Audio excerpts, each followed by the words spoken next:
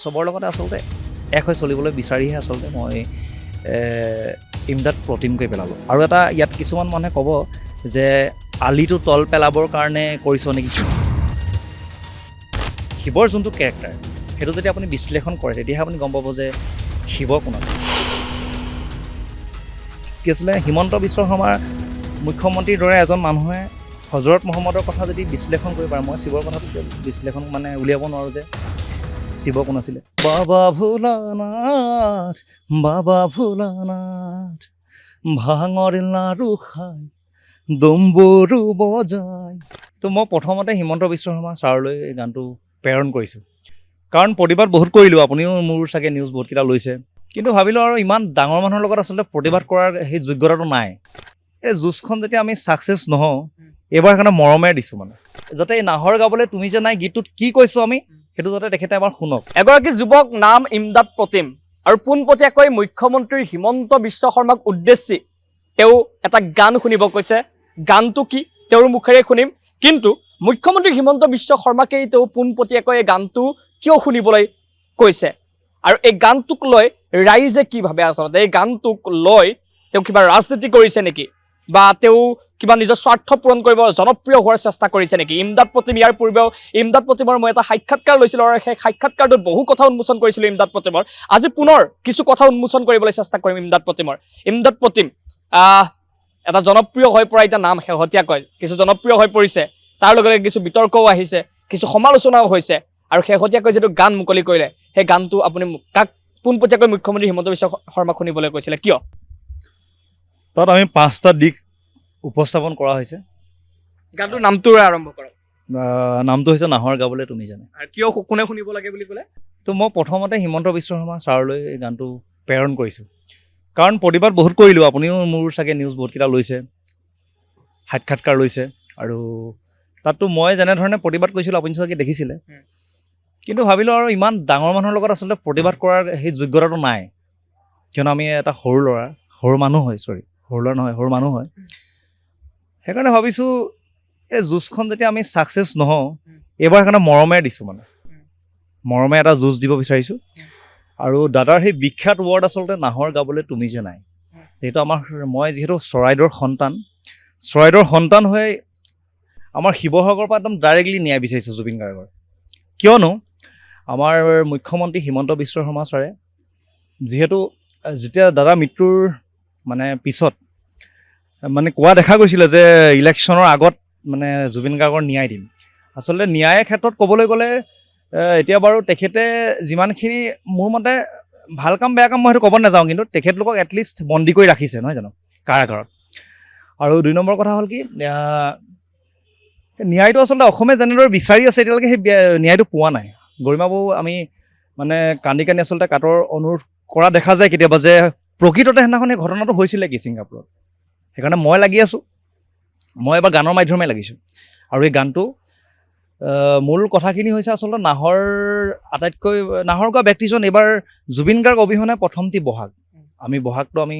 উদযাপন কৰিব লাগিব দাদাৰ অবিহনে। এইটো আচলতে প্ৰতিজন অসমীয়াৰ বাবে বৰ কষ্টকৰ বুলি মই ভাবোঁ। আৰু সেইটো কাৰণে মই গানটো মুখ্যমন্ত্ৰীয়ে শুনিলে নাই, সেইকাৰণে মই আজি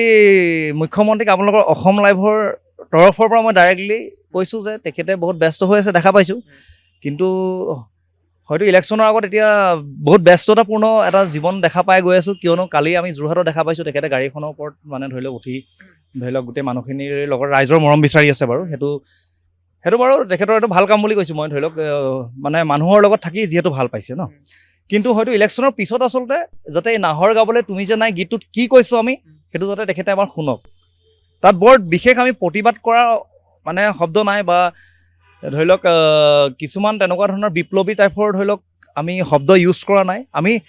যিহেতু আমি খাটি খোৱা মানুহ, আৰু মই সদায় কওঁ যে মই পথাৰৰ পৰা অহা ল'ৰা হয়, মই এটা মাটিৰ ঘৰৰ পৰা অহা ল'ৰা হয়। সেই মাটিৰ ঘৰৰ ল'ৰাটোৱে কি ডিপেণ্ড কৰিব জুবিন গাৰ্গৰ ওপৰত, কি ডিপেণ্ড কৰিব যে সেই থলুৱা মাত কথাবিলাক জুবিনদাৰ চবফালে সেই হাঁহিটো আৰু যিহেতু জানমণি অঞ্জনা গোৱা ব্যক্তিজন নাই, সেইখিনি বস্তু আমি আশা কৰিম। জুবিনদাৰ সেইখিনি বস্তু আমি নাপাওঁ ন। তাতকৈ গানটোত কি আছিল অকণমান শুনি লওঁচোন। হয়, নাহৰ গাবলৈ তুমি যে নাই জানমণিজনী উভতি যায় জোন বাইতি আকাশত লুকাই জুবিন মামা বুলি কিয়নো বিনাই বিহু নহয় বৰবি আজি অসমীয়াৰ তুমি বিনে সাধৰুৱা জাতিৰে কোনাই নাহৰ গাবলে তুমি যে নাই জানমণিজনী উভতি যায়। ইয়াৰ পিছতে আচলতে শুনিবলৈ পাৰিব যদি আপোনালোকে কোনোবাই শুনা নাই মোৰ YouTube channel Imdad Pratim official বুলি এটা চেনেলত এটা দফা যদি গাই দিয়া মৰাণ চেপনৰ বিহুখনিত তুমি যে নাই বেলতলাটোত তুমি নাই চৰাইদেউৰ বিহুখনিত তুমি যে নাই শিৱসাগৰে বিচাৰিছে ন্যায় বিহু নহয় বৰবি আজি অসমীয়াৰ বুকু কাক কৰি গলা আমাৰ একো নাই। শিৱসাগৰৰ পৰা ডাইৰেক্ট ন্যায় বিচাৰিছোঁ আমি। মানে এই গানটো জৰিয়তে মানে ন্যায় বিচাৰিছে আৰু এই গানটো মুখ্যমন্ত্ৰী হিমন্ত বিশ্ব শৰ্মাক শুনিবলৈ কৈছে, শুনিবলৈ মই আহ্বানে কৰিছোঁ, শুনিবলৈ আহ্বান কৰিছে। এতিয়া ইমদাদ প্ৰতিমৰ মানুহে ভাল পায়, কিন্তু তাৰ লগে লগে একাংশই এইদৰে কয় যে ইমদাদ প্ৰতিম সেইজনহে যুৱক যিজনে জুবিন গাৰ্গৰ নাম লৈ লৈহে আজি এটা পৰিচয় বুটলিবলৈ সক্ষম হৈছে আৰু জুবিন গাৰ্গক ব্যৱহাৰ কৰি আছে নেকি, এই ধৰণে কিছুমান প্ৰশ্ন উদয় হয়। কি ক'ব ইমদাদে? আচলতে মই থকালৈকে মোৰ দেহত, মই আগতে কৈছোঁ যে মোৰ দেহত এনেকুৱা তেজত এনেকুৱা এটা চুক নাই য'ত জুবিন গাৰ্গক ভৰাই থোৱা নাই, বুজি পাইছেনে? যিজন মানুহৰ কাৰণে আচলতে গুৱাহাটী 12 বছৰ আগতে মই ছেকেণ্ড ইয়াৰটো এক্সামটো দিয়ে মই জুবিন গাৰ্গৰ কাৰণে আচলতে মুখখন চাব পাম বুলি মই গাড়ীত উঠি দিছিলোঁ। আৰু আৰু মই জীয়াই থকাৰ লগত আচলতে মোৰ দেহৰ প্ৰতিটো মানে অংশত মানে সেই জুবিন গাৰ্গ নামটো মই জীয়াই ৰাখিম মানে। তো ইয়াত মানুহে ভুল ভাবিলে নহ'ব, পাব্লিচিটি লৈছোঁ বুলি ভাবিলে নহ'ব। আপুনি বিশ্বাস কৰক মই এবাৰ বহাগত প্ৰগ্ৰেম এগ্ৰিমেণ্ট কৰা নাই মই। এতিয়া যিহেতু মোৰ গানটো মিলিয়নছ হৈছে, বহুতে ফোন কৰিছে দাদা আপুনি প্ৰগ্ৰেম কৰিব লাগিব, ধৰি লওক আপোনাৰ বাজেটটো কিমান। মই এইবাৰ বহাগত মই প্ৰগ্ৰেম নকৰোঁ,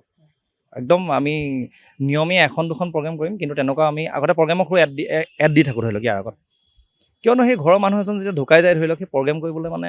আৰু যিহেতু মানে জুবিন গাৰ্গেই মানে সেই মঞ্চখন বনাই থৈ গৈছিলে, বুজি পাইছেনে? মানে জুবিন গাৰ্গৰ আগৰ যোনখিনি অসমীয়া গান আছিলে ধৰি লওক সেই তেনেকৈ ইমান চুকে কোণে ধৰি লওক বজা নাছিলে আচলতে, বুজি পাইছেনে? আৰু এতিয়া যিমানকেইজন আচলতে শিল্পী জন্ম হ'ল বুলি কৈছোঁ মই, আমি আজি অসমত যে সকলোৱে শিল্পী বুলি নিজকে কয় যিসকলে, সেই মঞ্চখিনি কিন্তু জুবিন গাৰ্গে বনাই দিছিলে। তো মই যদি জুবিন গাৰ্গ নামটো যদি মই অসমত নাহৰ ৱৰ্ডটো যদি মই মানে জীয়াই ৰাখিব বিচাৰোঁ মই থকালৈকে মোৰ দেহত, সেইটো যদি কোনোবাই সমালোচনা কৰে তো তাত মোৰ ক'বলগীয়া একো নাই। কিন্তু সমালোচনা কৰাতকৈ মোৰ মনৰ ভাৱখিনিহে গম পাওক মই জুবিন গাৰ্গক কিমান ভাল পাইছিলোঁ। নিৰ্বাচনৰ পূৰ্বে ইমদাদে ক'ৰবাত গান হওক বা জুবিন গাৰ্গৰ বিষয় হওক বা বিভিন্ন বিষয়ক লৈ ক'ৰবাত ৰাজনীতি কৰাৰ মানসিকতা লৈছে নেকি, বা ক'ৰবাত বিজেপিক শলঠেকত পেলাবৰ বাবে চিন্তা কৰিছে নেকি ইমদাদে? প্ৰথম কথাটো এইদৰে মোৰ কথা নহয়, এইখিনি যিখিনি কমেণ্টত আহে কিছুমান কথা মানুহে কয় তাৰ পৰা উঠাই মই আপোনাক সুধিবলৈ চেষ্টা কৰিছোঁ। চাওক, ৰাজনীতিত হ'লে মই কাৰো লগত আজিলৈকে মোৰ এখন ফটো নেদেখে, মই কাৰো লগত জুবিন গাৰ্গৰ টপিকৰ অবিহনে, ষ্টুডিঅ'ৰ টপিকৰ অবিহনে মই কাৰো লগত এখন মোৰ ফটোজ নেদেখে। 2 নম্বৰ কথা, যদি মই ৰাজনীতি কৰিবলৈ বিচাৰিছিলোঁ ধৰি লওক মই সেই সমাধি ক্ষেত্ৰত গ'লে চিঞৰি থাকিলোঁ হয়। আজি ইয়াত আপুনি মোৰ হাইট খাটকাৰ লৈ নাথাকিলে, আপুনি সমাধি ক্ষেত্ৰত লৈ থাকিলে হয়। কেতিয়াও ৰাজনীতি কৰিব বিচৰা নাই। আৰু এটা কথা কি, বিজেপি হওক কংগ্ৰেছ হওক যিখিনি দল হওক আচলতে যোনে ভাল কাম কৰিছে মই তাৰ লগতহে আছোঁ। মানে মই এইটো নকওঁ যে মই বিজেপিৰ লগত আছোঁ কংগ্ৰেছৰ লগত আছোঁ, যোনে ভাবোঁ যে অসমত ভাল কাম কৰি আছে, ভাল কাম বন যাৰ আণ্ডাৰত হৈ আছে আচলতে ধৰি লওক সেই মানুহজনকহে মই কিন্তু বাছি উলিয়াম। হয়তো সি বিজেপি হ'ব পাৰে, মানে কংগ্ৰেছো হ'ব পাৰে, বা বেলেগ বেলেগ কিছুমান দলো হ'ব পাৰে। নিৰ্বাচন আহিও আছে, কি বিচাৰে নিৰ্বাচনত? মই এটা কথা কওঁ যে পইচা লৈ আচলতে কোনো আপোনালোকে বিক্ৰী নাযাব।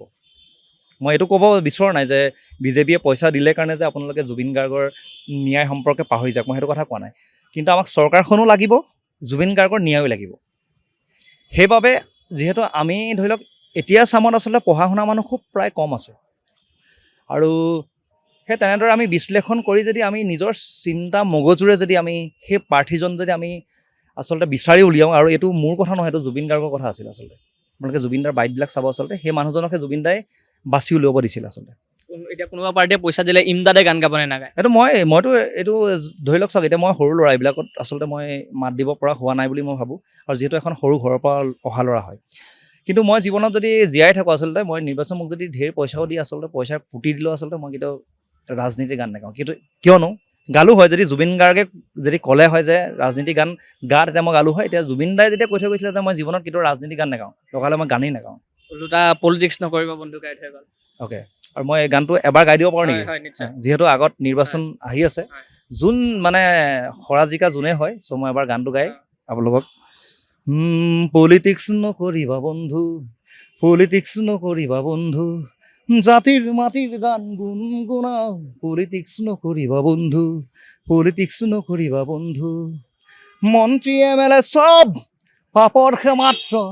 দেখিবলৈ খাদ্য আচলতে শব্দ ক্ষমতাৰ জোৱাৰত মই আছো মুগ্ধ জাগ্ৰত জনতাক কৰি দিখভস্ত পৰিৱৰ্তন শব্দটো শুনিবলৈ ভাল ঘেণ্টাডাল পলিটিক্স নকৰিবা বন্ধু পলিটিক্স নকৰিবা বন্ধু চ' যোনজন প্ৰাৰ্থী আচলতে জুবিনদাৰ নামত যদি পলিটিক্স কৰিব বিচাৰিছে চ' নকৰিব আমাৰ আহ্বান সেইটোৱে গানটো শুনাৰ লগে লগে এটা কথা মনলৈ আহিছে ইমদাদক বহুতে কয় যে ইমদাদে জুবিন গাৰ্গক কপি কৰিবলৈ চেষ্টা কৰে আৰু জুবিন গাৰ্গক কপি কৰি কৰি নিজে জনপ্ৰিয় হ'বলৈ চেষ্টা কৰে কপি কৰিব চেষ্টা কৰে নেকি ক'ৰবাত কিয়নো ষ্টাইল হওক বা ভইচটোৱে হওক মডুলেশ্যনটোৱে হওক ক'ৰবাত নহয় ক'ৰবাত তেনেকুৱা এটা চাপ পৰি গৈছে নেকি অভিয়াছলি মই তেখেতক ভাল পাওঁ আচলতে তেখেতৰ ষ্টাইল কৰি মই বেছি ভাল পাওঁ আচলতে এতিয়া দেখা নাই মই এইফালে দুফালে দুপাত কাণফুলি দাদা এনেকৈ জোঙা কাণফুলি এপাত পিন্ধি থাকে মই পিন্ধি আহোঁ আজি মই টুপিটো পিন্ধা নাই বাৰু কিন্তু মই এই ছানগ্লাছখন দাদা এনেকুৱা এখন ছানগ্লাছ পিন্ধি থাকে তো সেইখন মই মানে অৰ্ডাৰ দিয়াই মই বিচাৰি বিচাৰি ফেঞ্চি বজাৰ ফুটপাথৰ পৰা আনিছোঁ আৰু দাদাই আচলতে এইবোৰ বস্তু ফুটপাথৰ পৰা পিন্ধিছিলে আচলতে তো সেইটো আপুনি ৰাইট কথা কৈছে মই খালি ছেকেণ্ড জুবিন গাৰ্গ হ'বৰ কাৰণে মই এইবোৰ কাম নকৰোঁ খালি মই জুবিনদাৰ ষ্টাইলটো মই খুব ভাল পাওঁ কথা কোৱাৰ ষ্টাইলটো ভাল পাওঁ যিজন মানুহৰ কাৰণে সৰুতে খোজ কাঢ়িবলৈ শিকিলোঁ ধৰি লওক গান গাবলৈ শিকিলোঁ সমাজৰ এজন মানে বিশৃংখল বজাই ৰখা ব্যক্তি থাকে যে ধৰি লওক শৃংখলাবদ্ধভাৱে থাকিব বিচাৰোঁ বিশৃংখলটো নিবিচাৰোঁ তো যদি গোটেইখিনি জুবিন গাৰ্গৰ দৰেই যদি আমি হ'ব পাৰোঁ ধৰি লওক তেতিয়াহ'লে ষ্টাইলটো কপি কৰাত মই ভাবোঁ কি প্ৰব্লেম হয় নাই সেইটো কাৰণে মই ষ্টাইলটো কপি কৰোঁ এতিয়া ইমদাদ প্ৰতিমক এতিয়া শেহতীয়াভাৱে বহু মানুহে চিনি পোৱা হৈছে নামটো ইমদাদ প্ৰতিম বুলিয়ে জানে কিন্তু ইমদাদ প্ৰতিম আচলতে ইমদাদ প্ৰতিমৰ প্ৰকৃত নাম নহয় ইমদাদ প্ৰতিমৰ প্ৰকৃত নামটো কি আজি ইমদাদ প্ৰতিমৰ মুখেৰে পুনৰ এবাৰ মই উলিয়াবলৈ চেষ্টা কৰিম ইয়াৰ পূৰ্বে মই আমাৰ এই অসম লাইভ 24 এটা সাক্ষাৎকাৰত ইমদাদ প্ৰতিমৰ প্ৰকৃত যি কথা আছিল বেকগ্ৰাউণ্ডৰ যি ষ্টৰী আছিল বেকগ্ৰাউণ্ড ষ্টৰী সেই ষ্টৰী আমি বাহিৰলৈ লৈ আহিছিলোঁ বহুতে ভাল পাইছিল সেই ষ্টৰী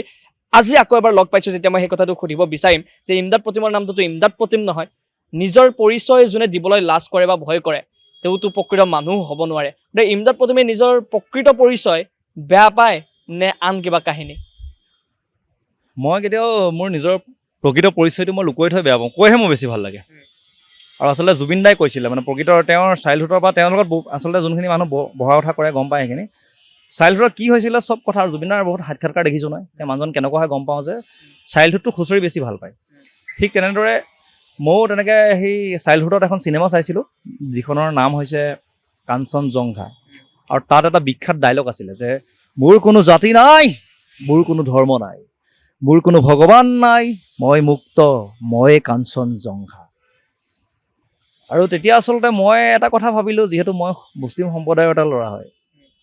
সেইটো কাৰণে মই মোৰ এই বাক্যশাৰী যেতিয়া শুনিলোঁ জাতি ধৰ্ম নথক তেতিয়া আচলতে মই চবৰ লগতে আচলতে এক হৈ চলিবলৈ বিচাৰিহে আচলতে মই ইমদাদ প্ৰতিম কৰি পেলালোঁ আৰু এটা ইয়াত কিছুমান মানুহে ক'ব যে আলিটো তল পেলাবৰ কাৰণে কৰিছ নেকি কিন্তু মই আলিটো তল পেলাবৰ কাৰণে কৰা নাই আলিটো ওপৰত ৰাখিবৰ কাৰণেহে মই কিন্তু ইমদাদ প্ৰতিম কৰি পেলাইছোঁ বুজি পাইছেনে মানে মই সমাজৰ এজন ব্যক্তি হ'ব বিচাৰোঁ মানে এতিয়া আপুনি নিজকে কি বুলি ভাবে এতিয়া মই হিন্দু বুলিও নাভাবোঁ মুছলিম বুলি নাভাবোঁ মই এজন ছ'চিয়েল ৱৰ্কাৰ বুলি ভাবোঁ যিটো কাম জুবিন গাৰ্গে কৰি থৈ গৈছিলে মানে আপুনি মুছলমান বুলি নিজক যিহেতুকে ধৰ্ম নিজৰ ধৰ্ম মই হিন্দু হ'ব পাৰোঁ আপুনি মুছলমান হ'ব পাৰে কোনোবা খ্ৰীষ্টিয়ান হ'ব পাৰে আৰু যদি হয় তেন্তে আপুনি নিজকে মুছলমান বুলি মানে ভবাত কিবা অসুবিধা বোধ কৰে নেকি অসুবিধা বোধ নাই মই মানে মোৰ মতে চাওক ঈশ্বৰ বা আল্লাহ আমি এজনকে কিন্তু মাতি থাকোঁ আপুনি ধৰি লওক মা বুলি মাতিলে কোনোবাই মম বুলি আমাৰ লগত তিনিটা ল'ৰা আছে এজনে মম বুলি মাতিলে এজনে মা বুলি মাতিলে বা এজনে আমাৰ ইছলাম ধৰ্মত আম্মাজান বুলি কয় কিন্তু আপুনি এজনকে মাতি আছে ঠিক তেনেদৰে মই ভাবোঁ যে ভগৱান ঈশ্বৰ আল্লাহ চ' আমি এজনকে পে' কৰি আছোঁ বা এজনকে আমি সেই স্মৰণ কৰি আছোঁ মই সেইটো বুলিয়ে ভাবোঁ আচলতে ধৰ্মৰ যি ৰীতি নীতি থাকে কিছুমান নিয়ম থাকে কিছুমান বান্ধোন থাকে কিমান দূৰলৈকে আপুনি সেইটো আচলতে মই এইটো নকওঁ যে ধৰ্মৰ এটা এতিয়া ধৰি লওক আপুনি মই যিহেতু মুছলিম ধৰ্মৰ ল'ৰা হয় ধৰি লওক এতিয়া ধৰি লওক মই এতিয়া ঈদৰ নামাজটো মই পঢ়িবই লাগিব মই ফ্ৰাইডে এটা নামাজটো পঢ়িবই লাগিব ধৰি লওক চ' সেইটো মই গডক পে' কৰোঁ আকৌ ঠিক তেনেদৰে মই ধৰি লওক আপোনাৰ শিৱৰাত্ৰিটো মই তেনেকৈ হ'লে মই সেইটো লুকছটো আকৌ সম্পূৰ্ণ মই বেলেগ এটা কৰি যাওঁ ধৰি লওক বিহু আহিলে আকৌ মোৰ মানে মইহে অসমীয়া নেকি তেনেকুৱা যেন লাগে ধৰি লওক মই গামোচা মাৰি মাথাত একদম ৰুমাল চুমাল মাৰি লৈ যে মই মানে অসমীয়া মোতকৈ অসমীয়া নাই নেকি ত' সেইটো মই ভাবোঁ মানে শিৱৰাত্ৰিৰ কথাটো ক'লে যে শিৱৰাত্ৰিৰ সময়ত আপুনি মানে শিৱৰাত্ৰিত আকৌ মই তেতিয়া মোৰ আগতে মানে চুলিটো দীঘল আছিলে মই শিৱৰাত্ৰি কাপোৰ চাপোৰ পিন্ধি আপুনি চাব পাৰে মোৰ যদি ইউটিউব খুচৰি মোৰ শিৱৰাত্ৰিৰ এটা গানো আছিলে আচলতে বাবা ভোলানাথ বুলি তাত আকৌ মোৰ লুকছটো আকৌ আপুনি যে একদম এটা